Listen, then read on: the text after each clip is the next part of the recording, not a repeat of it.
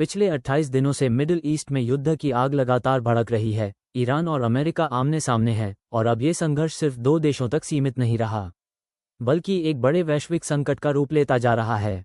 नमस्कार, आप देख रहे हैं इंडिया न्यूज़ डेली और आज हम आपको बताएंगे इस पूरे युद्ध की सच्चाई, विस्तार से, आसान भाषा में। करीब एक महीने पहले शुरू हुआ ये टकराव अब बेहद खतरनाक मोड़ पर पहुंच चुका है। ईरान ने हाल के दिनों में मिसाइल और ड्रोन हमलों की गति तेज कर दी है और उसका दावा है कि उसने मध्य पूर्व में मौजूद अमेरिकी और इजरायली ठिकानों को निशाना बनाया है। सबसे बड़ी खबर तब सामने आई जब ईरान ने यूएई में मौजूद डेटा सेंटरों पर शाहिद ड्रोन से हमला किया। इन हमलों में इमारतों को नुकसान पहुंचने की जानकारी सामने आई है, हालांकि इन दावों की पूरी स्वतंत्र पुष्टि अभी तक नहीं हो पाई है। ईरान की सेना ने यह भी दावा किया है कि उसने इजरायल के एक हवाई अड्डे पर खड़े अमेरिकी विमान को नुकसान पहुंचाया है, लेकिन इस दावे को लेकर भी अलग अलग रिपोर्ट सामने आ रही हैं। दूसरी तरफ अमेरिका लगातार जवाबी कार्रवाई कर रहा है और मिडिल ईस्ट में अपनी सैन्य ताकत को और मजबूत कर रहा है, जिससे साफ है कि यह टकराव जल्द खत्म होने वाला नहीं है। अब बात करते हैं इस पूरे युद्ध के सबसे बड़े असर की।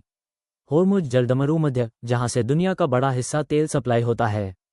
इस क्षेत्र में जहाज़ों की आवाजाही में भारी गिरावट देखी जा रही है और यही वजह है कि पूरी दुनिया में तेल सप्लाई को लेकर चिंता बढ़ती जा रही है।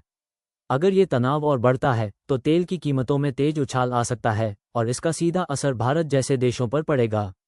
भारत, जो अपनी ज़रूरत का बड़ा हिस्सा तेल आयात करता है, वहाँ पेट्रोल और डीजल महंगे हो सकते हैं और इसका असर सीधे आपकी जेब और रोजमर्रा के खर्च पर पड़ेगा। इसी बीच अमेरिका के राष्ट्रपति डोनाल्ड ट्रंप का कहना है कि ईरान अब दबाव में है और युद्धविराम चाहता है, लेकिन ईरान ने इस बयान को पूरी तरह खारिज कर दिया है और साफ कहा है कि वह किसी भी दबाव में झुकने वाला नहीं है।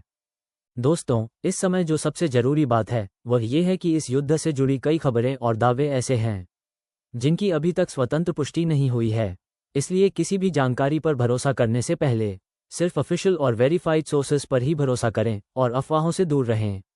अब सबसे बड़ा सवाल यही है, क्या ये युद्ध और बढ़ेगा या फिर जल्द खत्म होने की ओर बढ़ेगा? आप इस पूरे मामले को कैसे देखते हैं? अपनी राय हमें कमेंट में जरूर बताएं और ऐसी ही सटीक, भरोसेमंद और डीप एनालिसिस वाली खबरों के लिए इंडिया न्यूज़ डेली को सब्सक्राइब करना न भूलें। धन्यवाद।